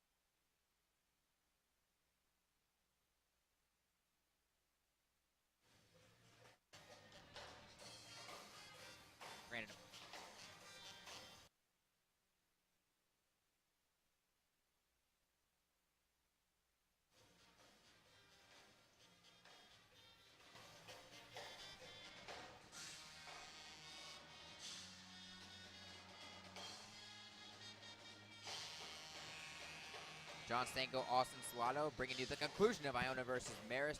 Marist leading scorer Rebecca Hand, a quiet 10 points today, but she's still one of the best in the MAC. Yeah, we see the MAC leading scorers here. Victoria Rampado, reigning MAC Player of the Week, leads the pack, averaging almost a double-double with 21 points and 9.8 rebounds. And then it's pretty close, the next three. We both saw Stella Johnson and Colin Scarborough play here a couple weeks ago. Colin Scarborough had 23 points in 23 minutes against the Gales, as Rebecca Hand is at the line, and she now has 11 points, with 7 of them coming at the free throw line. So much like last game where the Gales limited Kayla Grimmy, the leading scorer of the Jaspers, as Hand knocks down the second, they've been kind of shutting down Hand from the field, just 2 of 12, but she's been getting to the hoop, getting some fouls called on her, and that's allowed her to get 8 of her 12 points from the free throw line. Should be noted that Marist is in the bonus for the remainder of regulation here. So Iona will have to do some damage without fouling. Lewis picks up her dribble now with 10 on the shot clock. Entry to Eggleston. Long swing pass out of bounds, going to be tipped by Gilmer, so Iona will have a chance to inbound with 6 on the shot clock. Yeah, going to need a quick shot here for the Gales. Just 6 seconds left, as you said. It was almost a perfect feed right into Eggleston in the post, but just a little bit too far. 1 second on the shot clock. Lewis puts up a prayer. We'll go sailing out of bounds off the rim. So Iona avoids another shot clock violation. However, they didn't get a good look. Yeah, and if they want to stay within striking distance, they'll have to get a stop right here. If Marist gets out to a double-digit lead with about 4 minutes to go, it's very tough to come back from that. They've tied their largest lead of the game. Hand working on Abiola, just falls straight to the ground. It's going to lead to a steal. Good defense there from Abiola, making herself useful despite only 3 points in the offensive end. Eggleston looking for the rookie. Kick out, good look for Clay. Set, open three. Can't get it to drop. Just a little bit short. She was wide open. Marist taking it the other way, looking to extend their lead. Clock winding down, though. Just about 3.5 minutes to go. Vander Whitey looking for Gilmer. Clay trying to position with her on the block. Hand now has the top of the key. 10 on the shot clock. Vander Whitey drives left. Step back three-pointer. Can't get it to fall. Lewis the rebound for Iona. Great job there by Lewis to come down with the rebound. Now they need to come away with points here if they want to stay in it. Lewis going to try and do it herself. Takes it to the cup. Off the back iron. Fitzpatrick with the rebound for Marist. Just a little bit too strong. We see Marist. We're going to call a timeout here with about 3 minutes to go. And that'll send us to an official break. So with 3:03 to go, Marist looking to hold on to this 9-point lead at the Heinz Center.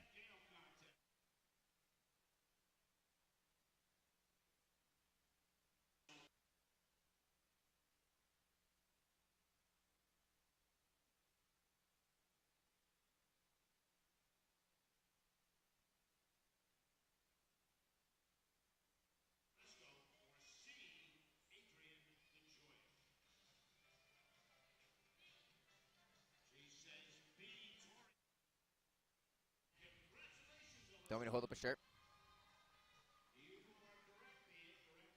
Hold up a shirt to the camera. Gale's fighting the good fight today at the Heinz Center, showing breast cancer awareness. I don't have all the information, but I can segue between the information. Do you want me to hold this up or no? All right, great. Austin, we're going to be on camera again. Move the walkie. Which walkie? Oh. Sorry. Doing a shot like this. If you squeeze in, you can be in the shot if you want. You can be in the shot if you want to come a bit closer. No? Rocking. Are you going to the crowd first and then zooming in on me or no? All right.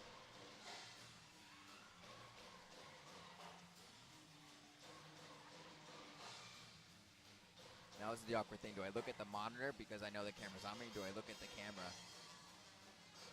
I mean, I just don't know what to do. This is when the people in the MLB booths, they have no idea what to do. They're just like, I'm not used to this. Oh my God.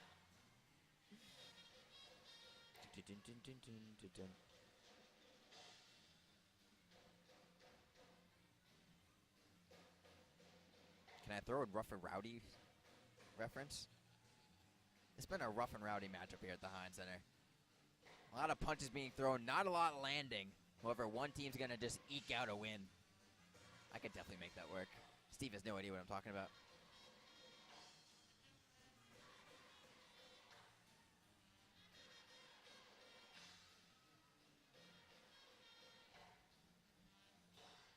No.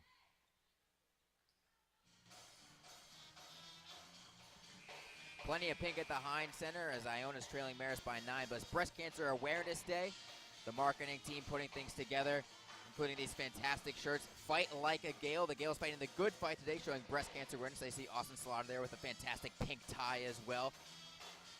Plenty of people in the crowd getting free t-shirts, free admission if they wore pink today. This is an initiative that all teams across the MAC do. Fantastic opportunity. Now Iona looking for a fantastic opportunity here to try and pull off this upset, trailing by 9. Austin, you mentioned if Marist gets that double-digit lead, it may seem insurmountable the way this game has been going. A rock fight thus far. Yeah, especially now, under 3 minutes to go. I think the Red Foxes could really ice this game on this possession. They're taking their time here. About 5 seconds left on the shot clock. And gets it, drives left. Can't get it to go. Though Fitzpatrick, the junior, creating another opportunity for Marist to milk some clock. Big offensive rebound right there for the Red Foxes. They weren't able to get that on Sunday, but that rebound right there could play big right here. And Gilmer, ooh, good hands by Eggleston, poked away the pass. Yeah, active hands again. Eggleston really just an overall great game for the Gales tonight. Marist and really both teams haven't scored in over 2 minutes. It's been a strong defensive matchup. Just about 10 seconds on the shot clock for the Red Foxes. Fitzpatrick, long 2-point shot. That time it's long off the back iron. Now Iona's going to try and push it. They need quick points here. 2 minutes to go. Big rebound right there for Iona. Again, as you said, got to score quick, got to move fast.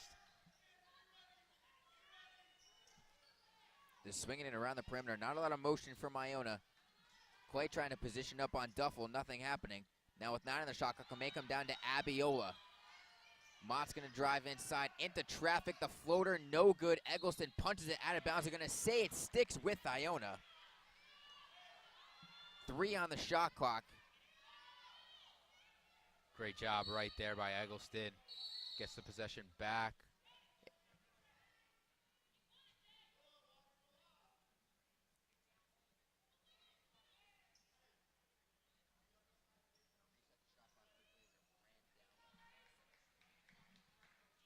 Going to reset the shot clock quickly as it ran down 1 second, so it'll stick at 3. Motts looks to inbound it. We've seen Lewis get the opportunities off the entry pass. We've seen Clay get opportunities off inbounds. They're forced to score quick right now are the Gales. Nice feed. Inside, they got a decent look. Offensive rebound for Clay. Loose ball gets juggled out to Motts. They got to move.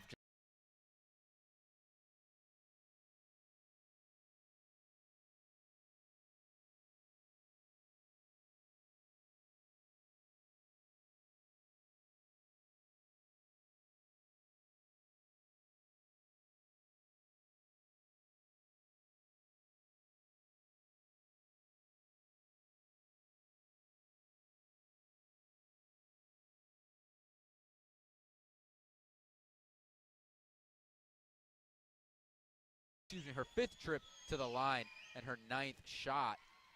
9 for 9 now. That gets her to gets her to 13 points. The opportunity to make it 14. And she does. 10 of 10 from the line is Rebecca Hand. And this is at that 11-point lead now for the Foxes. Quay trying to create some space against Duffel. Duffel's doing a good job against her defensively. Quay still can't get a basket to fall. Was going to go out of bounds. It's going to stick with Iona. Iona is shooting 5 of 31 in the second half. 16%. They have 7 more shot attempts than the Red Foxes, but still to no avail. Yeah, just haven't been able to get those shots to fall. And as I said before, I think a lot of them were really good looks. Just haven't been able to finish at the hoop. like just there. And instead of a possible three-point play, Eggleston will be going to the line to shoot 2. With 1 point, and she'll get another double-double. Yeah, I think that'd be big for her. I mean, the freshman has really stepped up, not just tonight, but really all season. And I think one thing, regardless of this outcome, is that Iona's played very well and played competitively with one of the best teams in the conference as Eggleston clinches that double-double. So I think going forward, just the MAC tournament about 9 days away, if these teams were able to match up again, I think Iona would have a lot of confidence in that matchup. Eggleston knocks down both. You look at the potential matchups for Iona in the MAC tournament. Right now in the 7 seed, it's Niagara, who Iona led in Buffalo for the majority of the game until the 4th quarter. You have Canisius, who Iona led here at the Heinz Center around that mark. Yeah, I think being in that 10 seed as a foul is called is kind of favorable for the Gales. They could get a matchup that they prefer, and I think that would be against one of those Buffalo teams who are going up against each other tonight. You know, come tournament time, anything is possible, John. Absolutely. We both know that well. That game in Buffalo right now, it's a tight one, but Canisius has a 5-point lead over Niagara. Canisius at 7 and 9 in the MAC as Gilmer misses the first. Niagara at 8 and 8, so the Golden Griffs a chance to lop over their MAC rival. Big matchup there in Buffalo, big rivalry game for them. We're going to have a timeout called by Coach Chambers with the Gales trailing by 10. We want to mention that this is our final home production here at Iona as the men's game this upcoming Friday against Manhattan's at ESPNU production. So big shout out to our production staff who've been throughout here the entire season. Jill putting in extended hours, Catherine, Dave, numerous people, all student run. That's the most impressive part of this entire production, is that they are all undergraduate students, graduate students doing it as part of classwork, as part of volunteer work, all under the helm of producer Steve Colta, who's in our headset, Austin, every single game, dictating how the flow goes. Yeah, Steve, really, really great guy, does a really good job at what he does, and produces all of these games that you see here from Iona. I should say, though, that their job's not done yet, because we still have lacrosse in the spring. We got softball in the spring as well. So still plenty of opportunities for any Iona students watching to want to get involved, or for anyone who wants to see what a production is like, just come to any Iona home game in the spring, and you're going to see Steve Colto and all the students setting up the wires, doing all the dirty work. Nice post move there from Clay. And another timeout is going to be called, this time by Marist, to advance the ball into their offensive side. One thing I see from Marist tonight is it's not been their best shooting night. Only shooting 32%, 15 of 46 from the field, but 19 of 22 from the free throw line. As I mentioned before, they left 11 points on the scoreboard against Quinnipiac on Sunday. So they've done a good job of knocking down those free throws tonight, 19 of 22. Here, both young teams, I think this will be an interesting matchup come next year and the years to follow. Marist with just 8 of their 13 underclassmen, and as you well know, 10 of the 13 on the Iona roster are underclassmen. So two very young teams, but also Marist a little bit more experienced. Again, one of the best teams in this conference. The Red Foxes looking for just their 3rd win when they score less than 59 points. Yeah, they've been getting it done on the defensive end. And if you're Iona, that's the person you want to foul. Willow Duffel, not the best free throw shooter. Only 52%. 2 of 2 tonight, though. So, you know, Red Foxes are hoping she can make that 4 for 4 here on this trip. First one's no good.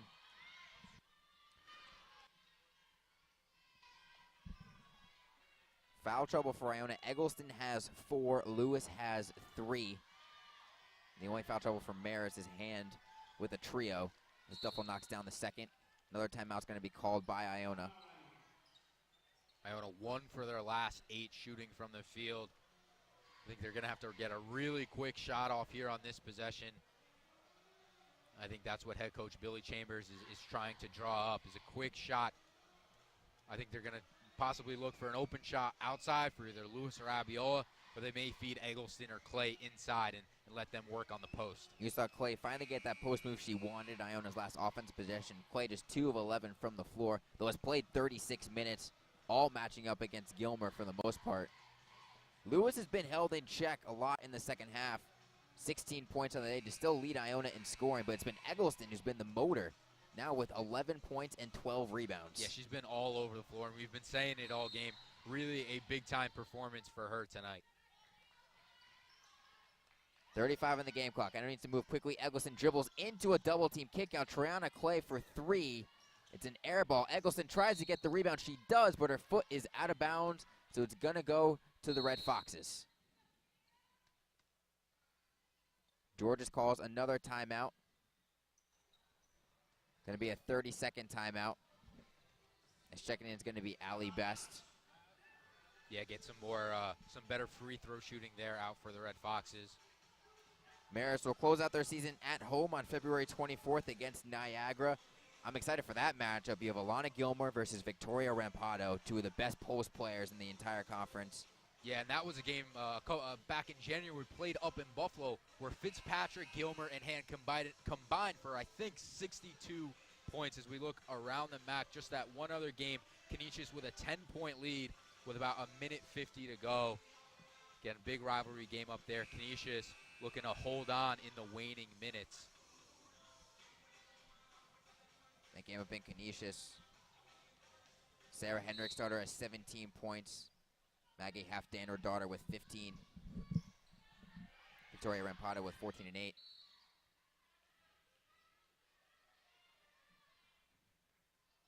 Marist to inbound it here once again. Best right in front of Coach Georges. His team locked into the 2 position. As Iona will look to continue this game with Clay committing the foul. Iona locked into that 10 spot. The MAC tournament begins the first week of March up in Albany. This Marist team, a good blend of youthful exuberance and experienced veteran leadership. And with Coach Georges at the helm, absolutely anything is possible. The 10-time MAC champions looking for their first title since 2014. Fitzpatrick misses the second, and Lewis will collect the rebound. That's just a couple tenths of a second run off. Iona's offense stifled here in the second half. Both offenses, though, to be respectful. Marist shooting 4 of 22 in the third and fourth quarter, 18.2%. The exact same percentage for Iona, except they are 6 for 33. Marist is going to be able to get the win here in New Rochelle, despite shooting 1 of 14 from beyond the arc. That's just 7%. That's going to be the lowest of any team that Iona has played this year. The previous low was when St. Peter's shot 18.8%. It's also going to be an opponent low for three-pointers made against Iona.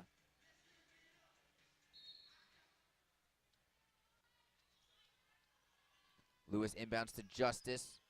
Backing down on Duffel. The freshman makes the layup and will have a free throw. Justice, her first points of the game, her first field goal.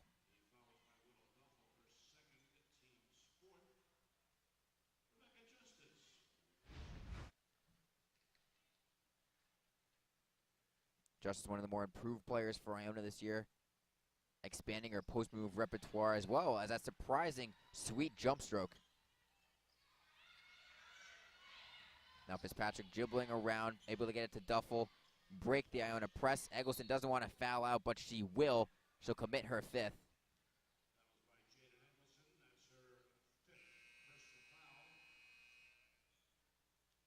As the coaches will huddle quickly, and Iona will be forced to make a sub. Adrian DeJoya.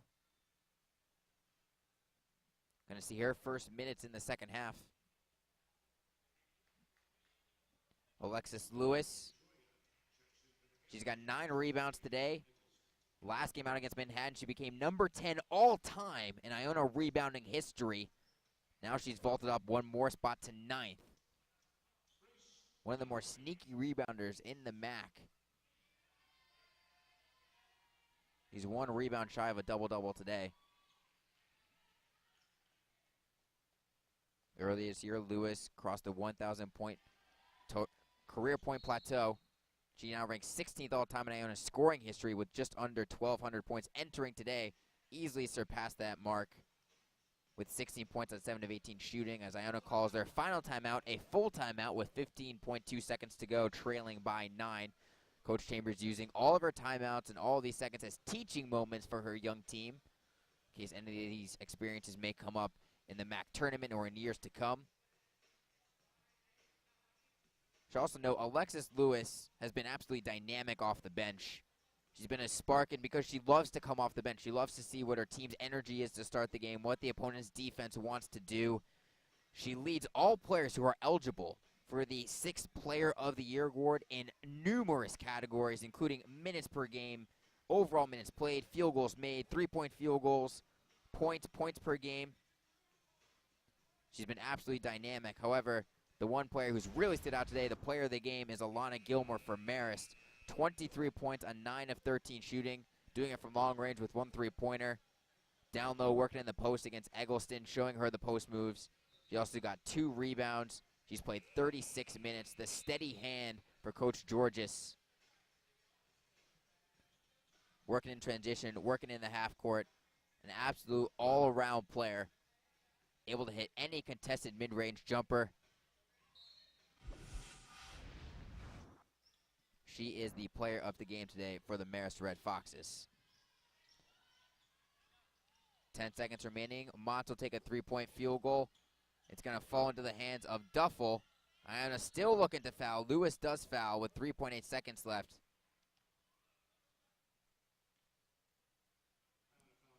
So Marist has a chance to win this game by double digits. 3 of the past 4 games here in New Rochelle between these two programs have been decided by double digits. Those were all Iona losses. The one game amongst those 4 that was not single digits was a 20-point win for Iona. As Vanderwhite misses the first. Be sure to stay tuned post-game as Austin will be joined by Marist head coach Brian Georges, as well as a Marist student-athlete. As the clock will wind down and the Marist Red Foxes will pick up the win at the Heinz Center in Iona's home finale. The final score 55-45. It was a war of attrition in the second half, but the Red Foxes able to come out on top, shooting 33% in the game. And most importantly, knocking down 24 of 30 free throws, 80%, making up for their miscues from the charity stripe in the tough double OT loss to Quinnipiac. Iona finishes the game out-rebounding the Red Foxes 39-36. Iona had 16 offensive rebounds but only got 12 second-chance points. And the Red Foxes, after playing a double OT game, still able to get this done without much bench production. Only 4 bench points for Coach Georges' squad. Coach Georges now walking over to Coach Stellato. Got to be happy to see his team with 10 steals and 10 assists. Now we'll throw it over to Austin, who's being joined by Victoria's head coach Brian Georges. The 10-point win over Iona. Coach, coming off such a high emotional and high intensity game on Sunday, what does it mean to bounce back just one day in between? Well, it was hard. I think it was pretty evident today. We really didn't have much today. Credit to Iona, they're getting better, but we really didn't have much today. And one day off in between a double overtime game against Quinnipiac, you know, it kind of showed. But the kids showed a lot of grit and character, and when it got closer and stuff like that, we hung in and, you know, made some decent plays. Defensively holding the Gales to just 45 points. Speak a little bit about your defense tonight. Well, we had to have it because obviously our offense wasn't very good tonight. But, you know, I thought for the most part we did a pretty decent job. I thought Willow was great in the post. You know, for the most part, Lewis had a good game against us. I think it's her first good game against us. You know, we've had her number for the past couple of years. She played pretty well tonight. But, you know, when we needed it, we dug down. We got a few 30-second violations. We did a pretty decent job. Thanks, Coach. Best of luck going forward. Okay, thank you. We bring over Alana Gilmore, leading scorer for the Red Foxes tonight. 23 points. Your thoughts on a nice win? I thought it was a great team win. We really had to rebound after Sunday's game, so it's great that we could push through and persevere and get the win. Mentality-wise, what is the mentality amongst your teammates and in the locker room going forward into the MAC tournament? We're just trying to get better. Every game we're trying to get better and improve on the little things so that when the MAC tournament comes, we can be ready for it. Thanks, Alana. Best of luck going forward. Back to you, John. Thanks, Austin. We take a look at some of the final stats. Marist shoots 33% from the floor, but they limit Iona to just 29% shooting. Both teams struggling from long range, some tired legs at the end of the season. Iona evens up in points in the paint in the second half. However, Marist able to come away with a 10-point win despite not hitting a single field goal over the last 7-14 of the game. So for Austin Stellato, I'm Jonathan Sanko saying so long from New Rochelle, New York, where the final score is Marist 55, Iona 45. All games airing on the ESPN networks are streaming live on the ESPN app, or to watch this game on replay, as well as other games on our family of ESPN networks. Be sure to log on to watchespn.com or download the Watch ESPN app. Once again, the final score, Marist 55, Iona 45. This has been a presentation of ESPN.